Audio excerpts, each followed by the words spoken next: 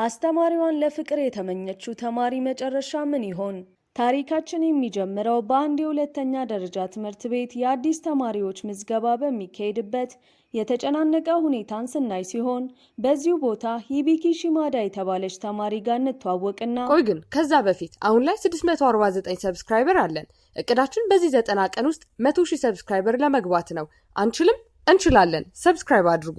ምዝገባው በጣም አሰልቺ ስለሆነ እንቅልፏ መጥቶ ስታዛጋ ካሳኩይቶ የሚባል አንድ እንደሷ በፕሮግራሙ የተሰላቸ መምህር ትመለከታለች። ሂቢኪ መምህሩን ለመጀመሪያ ጊዜ እንዳየችው ልቧ በፍቅር ወድቆ ክው ሲል ይሰማትና ከዚች ቅጽበት ጀምሮ የምታስበው ሁሉ ስለ መምህር ካሳኩይቶ ብቻ መሆን ይጀምራል። ነገር ግን ሂቢኪ በጣም አይናፋር ከመሆኗ በተጨማሪ በህይወቷ የፍቅር ስሜት ተሰምቷት ስለማያውቅና ይሄ የመጀመሪያዋ ስለሆነ ስሜቷን በልቧ ውስጥ ደብቃ ለማቆየት ትወስናለች። ሂቢኪ በትምህርት ቤቱ ላይ ሁለት የቅርብ ጓደኞች ሲኖሯት ጓደኞቿ ሜጉሚ ቺጉሳ የምትባል ሴትና ኮሱኬ ካዋይ የሚባል አንድ መልከ መልካም ወንድ መሆናቸውን እንረዳለን። ሜጉሚ ምንም ሀፍረት ሳይሰማት ማሳቶ ሴኪያ የተባለውን የሂሳብ መምህር እንደምትወደው ስትነግረው ስሜቷን በጭራሽ መደበቅ የማትወድ ሰው መሆኗን እንረዳለን። በተመሳሳይ ኮሱኬ ደግሞ ሳቺኮ ናካጂማ በምትባለው የትምህርት ቤቱ የስዕል መምህር ላይ ከፍተኛ የሆነ የፍቅር ስሜት ቢኖረውም መምህሯ ግን ፍቅሩን ለመቀበል ፈቃደኛ እንዳልሆነች ከታሪኩ እንረዳለን። አንድ ቀን ሜጉሚ ለምትወደው መምህር ማሳቶ ሴኪያ ብላ የጻፈችውን የፍቅር ደብዳቤ በስህተት ሂቢኪ እሷ ለምትወደው የታሪክ መምህር ካሳኩይቶ ስትልክ አንድ ትልቅ አለመግባባት ይፈጠራል። ይህን አሳፋሪ ስህተቷን ሂቢኪ እንደተረዳችም ደብዳቤውን ከመምህር ኢቶ ለማስመለስ ወስና ትሄዳለች። ከፍተኛ የአፍረት ስሜት እየተሰማትም ቢሆን የሜጉሚን የፍቅር ደብዳቤ ታስመልስና መምህር ካሳኩይቶ ምን ያህል ደግና ቆንጆ የሆነ ዝምተኛ ሰው መሆኑን ስትረዳ ይበልጥ ስለሱ ማሰብ ትጀምራለች። ሂቢኪና ጓደኞቿ ከትምህርታቸው በተጨማሪ በቀስት ውርወራ ስፖርት ላይም የሚሳተፉ ሲሆን ከትምህርት ቤቱ ተማሪዎች በሙሉ ሂቢኪ ጎበዟ ቀስተኛ መሆኗን እንረዳለን። በቀጣዩ ትዕይንት ሂቢኪ ክላስ ውስጥ እየተማረች ሳለ የጎረቤታቸው ክላስ መምህር ስለሌለ እየተጫጫሁ የነ ሂቢኪ ክላስን ይረብሻሉ። ሂቢኪ ለምን መምህር እንዳልገባላቸው አጣርታ ክፍለ ጊዜው የመምህር ካሳኩይቶ መሆኑንና ካሳኩይቶ በትምህርት ቤቱ ፓርክ ወንበር ላይ ተኝቶ እንዳለ ትመለከታለች። ርዕሰ መምህሩ ይህን ካወቀ መምህር ካሳኩይቶን ሊያባረረው እንደሚችል የገባት ተማሪ ሂቢኪ መጽሐፏን ወርውራ ትመታውና ከእንቅልፉ ትቀሰቅሰዋለች። ከዚያም ክፍለ ጊዜው መድረሱን የሰዓት ምልክት እያሳየች ታስታውሰውና ምንም እንኳን በመምህር ላይ መጽሐፍ መወርወር ጨዋነት የጎደለው ቢመስልም ሂቢኪ ይህንን ለማድረግ የተገደደችው ለእሱ አስባ መሆኑን መምህር ኢቶ ይረዳል። ከትንሽ ቆይታ በኋላ መምህር ካሳኩይቶ መጽሐፏን ለመመለስ ወደ ክፍሏ ይመጣና ነገሮች ሳይባባሱ በፊት አስቀድማ ስለቀሰቀሰችው ሲያመሰግናት እንድታገባው የጠየቃት ይመስል የሂቢኪ ልብ በደስታ ብዛት መፈንጠዝ ይጀምራል። በዚያው ምሽት ሂቢኪ ወደ ቤቷ ለመሄድ በድልድይ ስር እያለፈች ሳለ አንድ ሰው ከኋላዋ በድንገት ብቅ ይልና እየሮጠ ሲከተላት ሂቢኪ በፍርሃት ተውጣና ብቸኝነት ተሰምቷት ወዲያውኑ በድንጋጤ መሮጥ ትጀምራለች። ነገር ግን በአጋጣሚ ተሰናክላ መንገድ ላይ ትወድቅና እያለፈ የነበረው መኪና ሳይገጫት በፍጥነት ይቆማል። ከመኪናው ውስጥ የወጣው ሰው መምህር ኢቶ መሆኑን ሂቢኪ ስታይ በእፎይታና በፍርሃት ስሜት ተውጣ ወደ እሱ እየሮጠች ሄዳ ታቅፈዋለች። የሆነ ሰው ሊያጠቃት ፈልጎ ሲያሯሩጣት እንደነበር ሂቢኪ ለመምህሯ ብትነግረውም እውነታው ግን ይከተላት የነበረው ሰው ሊያጠቃት ፈልጎ ሳይሆን ለጤንነቱ የሚሮጥ ተራ የከተማዋ ነዋሪ መሆኑን እንረዳለን። በዚህን ጊዜ መምህር ካሳኩይቶ ወደ ሆስፒታል ይወስዳትና ስትወድቅ የቆሰለውን እግሯን ካሳከማት በኋላ ወላጆቿን አስጠርቶ አብሯቸው ወደ ቤት እንድትሄድ ያደርጋል። በቀጣዩ ቀን ትምህርት ቤት ውስጥ ኮሱኬ ለመምህር ናካጂማ ያለውን ፍቅር ደግሞ ቢናዘዝም መምህሯ ግን ፍቅሩን አሁንም አልተቀበለችውም። በዚህም የተበሳጨው ኮሱኬ ሂቢኪንና ሜጉሚን ወደ መምህራ ማደሪያ ይዟቸው ይሄድና የሚወዷቸውን ሰዎች ለመሰለል ይሞክራሉ። ነገር ግን በማደሪያው ቦታ መምህር ናካጂማን ከመምህር ሴኪያ ጋር ሲያዩቸው ፍቅረኛሞች የሆኑ ስለመሰላቸው ኮሱኬና ሜጉሚን በጣም ይቀናሉ። በቀጣዩ ቀን በክፍል ውስጥ ሜጉሚ ልቧ ስለተሰበረ በጣም የተጨነቀችው ጓደኛዋ ሂቢኪ ለሂሳብ መምህራቸው ባላት ፍቅር ተስፋ እንዳትቆርጥና በተፈጠረው ነገር ብዙ እንዳትጨነቅ የሚናገር መልእክት በወረቀት ትሰጣታለች። ነገር ግን በዚህን ጊዜ ሂሳብ መምህራቸው አይቶ እሱ እያስተማረ ሳለ በማውራታቸው ይቆጣና ሂቢኪ ወሬውን እሷ ስለጀመረች ይቀጣታል። ቪዲዮውን እዚህ ድረስ ከተመለከታችሁ ተመችቷችኋል ማለት ነው። ቪዲዮውን ላይክ ቻናሉን ደግሞ ሰብስክራይብ ማድረግ አይረሳ እንላለን። ወደ ታሪካችን ሂሳብ መምህሩ የቀጣት ቅጣትም እስከ ምሽት ድረስ ትምህርት ቤት እንድትቆይና ከባድ የሆነውን የቤት ስራ እንድትሰራ እንደሆነ እንረዳለን። ሂቢኪ ጸጥ ባለው ክፍል ውስጥ ብቻዋን ሆና የቤት ስራዋን እየሰራች ሳለ መምህር ካሳኪቶ በድንገት ወደ ክፍሉ ይመጣል። የተፈጠረውን ነገር ተረድቶ ለሂቢኪ ስላዘነላት ወደ ቤቷ ሄዳ ማረፍ እንድችል ብሎ የተሰጣትን ከባድ ስራ ይሰራላትና እስከ ቤቷ ድረስ በመኪናው ይሸኛታል። በዚሁ አስገራሚ የደግነት ተግባሩ ምክንያት ሂቢኪ በመምህር ካሳኪቶ ርኅሩህ ልብ ይበልጥ ትማረካለች። መምህር ካሳኪቶ በትምህርት ቤቱ ሁሉ በጣም ጥብቅና ዝምተኛ ሰው በመባል ቢታወቅም ይህ የዋህ ጎኑን ግን የሚያውቀው ሂቢኪ ብቻ መሆኗን እንረዳለን። ይህ በእንዲህ እንዳለ ሜጉሚ መምህር ሴኪያ ከመምህር ናካጂማ ፍቅር እንደያዘው ስታውቅ ለእሱ ያላት ፍቅር ተስፋ እንደሌለው ትረዳለች። በዚህን ጊዜ ምንም እንኳን ልቧ መቀበል ቢያቅተውም ለመምህር ሴኪያ ያላትን ፍቅር ለማቆም ትወስናለች። ከትንሽ ቆይታ በኋላ ሂቢኪና ኮሱኬ በአንድ ክፍል ውስጥ ተደብቀው ሳሉ መምህር ናካጂማ ከመምህር ካሳኪቶ ጋር ትመጣና የመምህር ሴኪያ የፍቅር ጥያቄን ውድቅ ያደረገችበት ምክንያት እሱን ስለምትወደው እንደሆነ አስረድታ ለመምህር ካሳኪቶ የፍቅር ጥያቄ ታቀርብለታለች።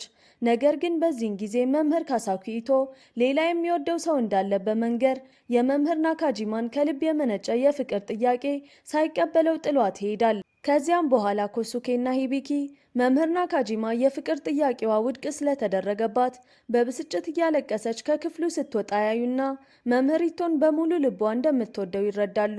የሚወዳት ሴት እንዲህ ስትሰቃይ ያየው ኮሱኬ በጣም ይናደድና የመምህር ናካጂማን ስሜት ስለጎዳው መምህሪቶን ለመደብደብ ከመቀመጫው ሲነሳ ሂቢኪ ወዲያውኑ ታስቆመዋለች።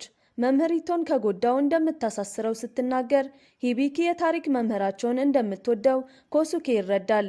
ከጊዜ በኋላ ሁሉም ተሰብስበው ከሌሎች ትምህርት ቤቶች የመጡ ተማሪዎች ጋር የቀስት ውርወራ ልምምድ ለማድረግ የሄዱና ሚስጥሩን መደበቅ ያልቻለው ኮሱኬ ሂቢኪ መምህር ካሳኪቶን እንደምትወደው ለሜጉሚ ይነግራታል። ነገር ግን ይህ ሚስጥር ዩሴኬ ፋጂኦካ በሚባል ከሌላ ትምህርት ቤት የመጣ ተማሪ ጆሮ ይደርሳል። ሜጉሚ እና ሂቢኪ ወደ ቤት እየተመለሱ ሳለ ሂቢኪ ዛሬ መምህር ካሳኪቶን ስላላናገረችውና ስለናፈቀችው ወደ ቢሮ ሄዳ ሰላም ለማለት ትወስናለች። ቢሮ ጋር ስትደርስ መምህሪቶ ጸጥ ባለ ክፍል ውስጥ ተኝቶ ታገኘውና መምህሪቶ ሂቢኪ መምጣቷን አውቆ ሲነቃ ሂቢኪ ከዚህ በላይ ስሜቷን መደበቅ አቅቷት ለእሱ ያላትን ፍቅር ትናዘዛለች። ነገር ግን በዚህ ጊዜ ኃላፊነት የሚሰማው መምህሪቶ መምህርና ተማሪ ስለሆኑ እንዲህ አይነት ግንኙነት ሊኖራቸው እንደማይችል ያስረዳታል። ነገር ግን በጣም ቁርጠኛ የሆነችው ሂቢኪ አቋሟን አጽንታ ከመምህሪቶ ጋር ስምምነት ለማድረግ ትሞክራለች። ስምምነቷን በሚመጣው የፋይናል ፈተና ላይ የታሪክ ትምህርትን 90% ካመጣች ፍቅረኛዋ መሆን እንዳለበት ትነግረዋለች። ይህን ሀሳቧን መምህሪቶ ሲሰማ መሳቅ የጀመረበት ምክንያት ሂቢኪ በትምህርቷ ላይ 60% በላይ አምጥታ ስለማታውቅ እንደሆነ እንረዳለን። 90% እንደማታመጣ እርግጠኛ የነበረው መምህሪቶ እንድታነብ ሊያበረታታት ስለፈለገ ብቻ ግን በሀሳቧ ይስማማል። በዚህን ጊዜ ሂቢኪ ደስ ብሏት ከምን ጊዜውም በላይ ጠንክራ እንደምታጠና ትነግረውና ከክፍሉ ወጥታ ትሄዳለች። አዲስ ዓላማ የያዘችው ሂቢኪ ከመምህሪቶ ጋር ስለፈጸመችው ስምምነት ለሜጉሚና ለኮሱኬ ትነግራቸውና ይህን ያደረገችበት ምክንያት መምህሪቶን ከልቧ ስለምትወደው እንደሆነ ታስረዳቸዋለች። ከዚያች ቀን ጀምሮም የማይቻል የሚመስለውን ምኞቷን እውን ለማድረግ ሁልጊዜ ትርፍ ጊዜዋን በንባብ ስታሳልፍ እንመለከታለን። አንድ ቀን ሂቢኪ በትምህርት ቤቱ መንገድ ላይ ከመምህሪቶ ጋር ትጋጭና ሳታስበው መነጽሩን ትሰብርበታለች። መነጽሩን ስለሰበረች የጥፋተኝነት ስሜት የተሰማት ሂቢኪም ካለመነጽሩ ማየት የሚያቅተው መምህሪቶን ይዛ ወደ መምህራን ማደሪያ ትወስደዋለች። ሂቢኪና መምህሪቶ ተያይዘው ሲመጡ ያየችው መምህር ናካጂማ መምህሪቶ የሚወዳት ሴት ሂቢኪ እንደሆነች ታስባለች። ብዙም ሳይቆይ መምህር ናካጂማ ወደ ሂቢኪ ትሄድና እሷ ተማሪ ስለሆነች መምህሪቶ ሊወዳት እንደማይችል በማስረዳትና ሌላ የሚወዳት ሴት እንዳለችው በመንገር ለእሱ ያላትን ፍቅር እንድትተው ትመክራታለች። በዚህን ጊዜ ሂቢኪ ሌላ የሚወዳት ሴት እንዳለች ስታስብ ልቧ ይሰበርና እያለቀሰች ትሄዳለች።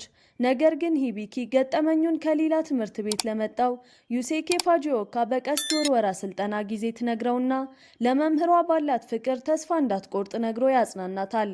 በተመሳሳይ ጊዜ ኮሱኬ በሙሉ ቅንነት ተሞልቶ ለሶስተኛ ጊዜ ለመምህር ናካጂማ ያለውን ፍቅር ቢናዘዝም መምህር ናካጂማ አሁንም ልቧ ከመምህሪቶ ጋር ስለሆነ ፍቅሩን አትቀበለውም። በሌላ በኩል ሂቢኪ በትምህርት ቤት ላይ ከመምህሪቶ ጋር ትገናኝና ልትጠጋው ስትል መምህሪቶ አስቁሞ እሱን መውደዷን እንድታቆም ይነግራታል። ትምህርት ቤቱ ስለ ግንኙነታቸው ካወቀ ሂቢኪ ልትባረር ስለምችል ከዛ ሊጠብቃት የፈለገው መምህሪቶ ሂቢኪን ከሱ ለማራቅ ሆን ብሎ አስከፊ ቃላትን ይጠቀማል።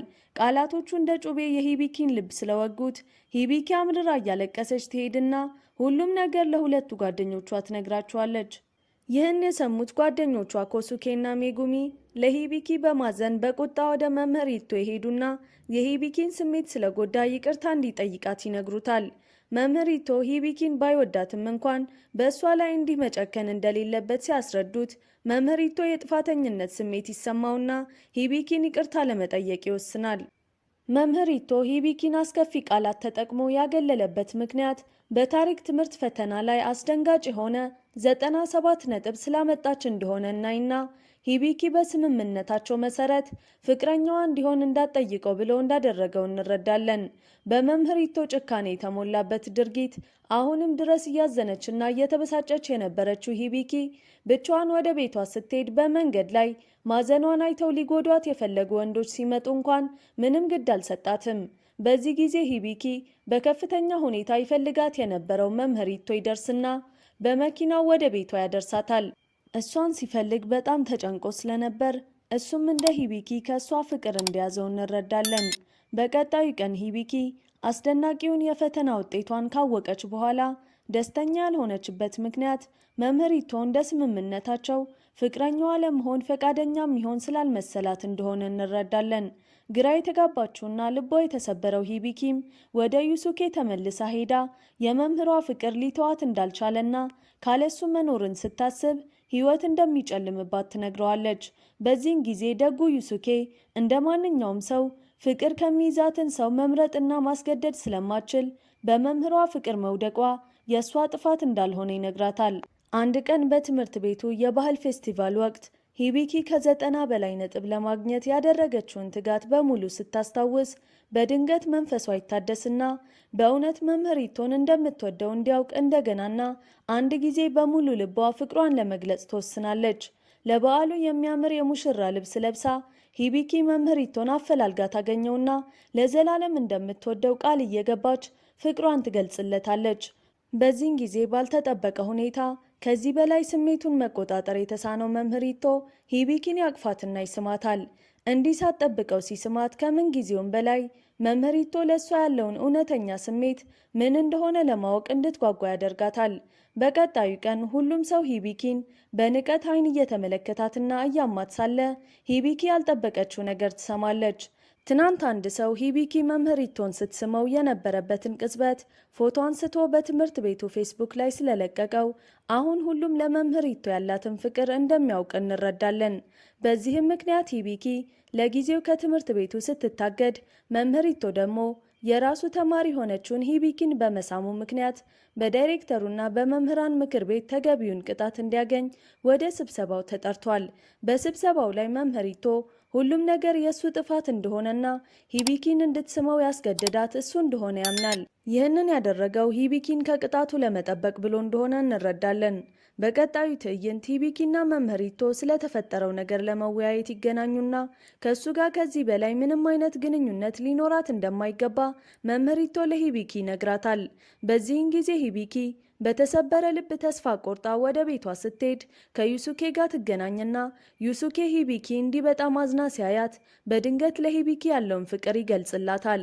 የመምህሪቶ ቅጣት በቀጣዩ ቀን ይፋ ሲደረግ ቅጣቱ ራቅ ወዳለ ሌላ ትምህርት ቤት እንዲዘዋወር እንደሆነ እንረዳለን። ሂቢኪ አሁንም ከትምህርት ታግዳ ስለነበር ሜጉሚ ወደ ቤቷ እየሮጠች ትመጣና መምህሪቶ ወደ ሌላ ትምህርት ቤት እንዲዘዋወር እንደተፈረደበት ትነግራታለች። ይህ በእንዲህ እንዳለ በመምህሪቶ ግማሽ ልብ መሆን በጣም የተናደደው ኮሱኬ ሂቢኪን በመተው ይቆጠዋል። በዲሲፕሊን ስብሰባው ላይ ለተፈጠረው ነገር ሙሉ ኃላፊነት እንደሚወስድና ከዚህ በላይ ሊጎዳት እንደማይፈልግ የተናገራቸው ቃላት ሁሉ ውሸት እንደነበሩ ይጠይቀዋል። ሂቢኪ የመምህሪቶን ፍቅር የማግኘት ተስፋዋን በሙሉ ስለጨረሰች ሜጉሚ ወደ ሌላ ትምህርት ቤት እንደሚዘዋወር ስትነግራት ምንም አልመሰላትም። ነገር ግን ሜጉሚ መምህሪቶ በዲሲፕሊን ስብሰባው ላይ በሂቢኪ ፍቅር እንደወደቀ ማመኑን ለሂቢኪ ትነግራታለች።